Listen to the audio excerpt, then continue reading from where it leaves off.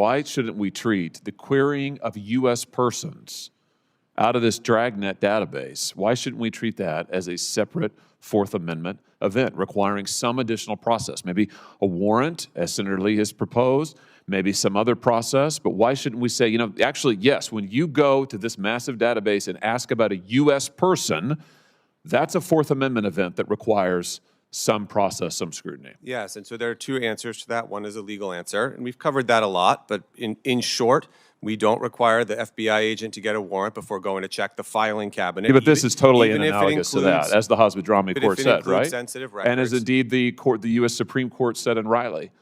I mean, this is a completely analogous to saying that you have a piece of information down in a locker somewhere that you got pursuant to probable cause and indeed a warrant for a particular case. Here you have a massive dragnet of information. You just told me a second ago that you couldn't target the American citizens. So none of this information with the American citizens has received any process whatsoever. But now the FBI or the NSA, whomever, can go and query this database for the first time and get information on U.S. citizens, particularly for the first time, and you're telling me that that's not a separate Fourth Amendment event? Well, Senator, I don't know what the first time. And when this information comes across the transom, there's an analyst, let's say at NSA, who's monitoring that target, or at the FBI, if it's one of their investigations, and they can read the whole thing. It's the first time that the U.S. person has been the subject of inquiry, though. It has to be under the statute, because you told me a second ago you can't target a U.S. person. Right.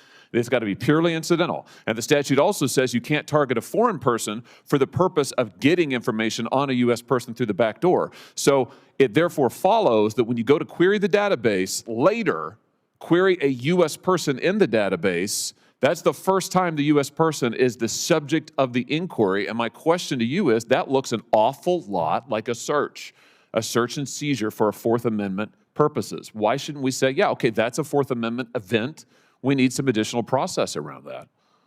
Yeah, and Senator, I think the government has already collected this information. In many cases, an analyst may have sat there and read the email. To me, it seems passing strange to say that someone has a reasonable expectation of privacy still in something that an intelligence analyst has sat there and read as it came across in their collection stream. It just seems to me you can't have it both ways. You can't say that there's no targeting of U.S. persons that's forbidden under the statute, but then when they do want to actually target a U.S. person, they don't need any process for it.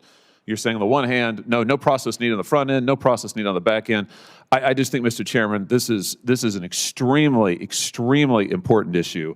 278,000 improper queries of Americans in 1 year alone. The idea that we would renew 702 without some sort of reforms to protect U.S. citizens, I think is just totally irresponsible. The room got quiet, but the tension, you could feel it rising. I watched as Josh Hawley leaned forward and delivered a question that cut straight to the core of the debate.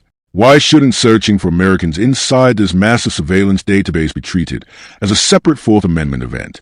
He didn't stop there.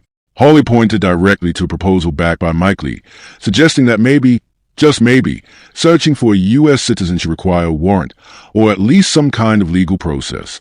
Because in his view, this wasn't a minor technicality. This was about the Constitution.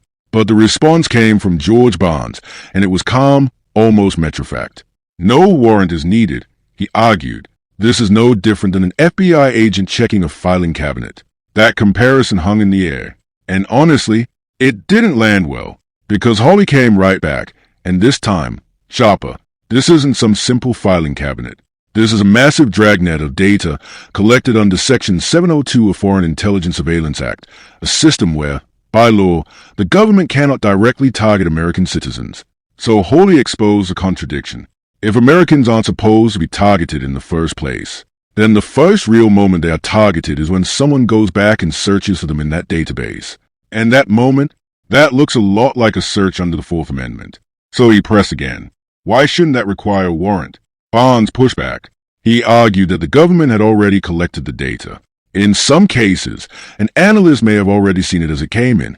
And if that's true, he suggested, then how can someone still claim a reasonable expectation of privacy? But Hawley wasn't letting it go, because his response hit harder than anything before.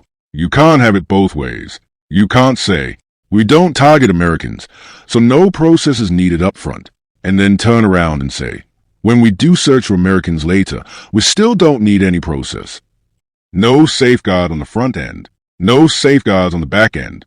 That's where the issue stopped being theoretical and became urgent, because Hawley dropped a number that changed the entire tone of the room.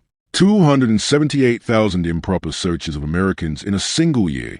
I paused when I heard that, because that's not a loophole. That's a pattern.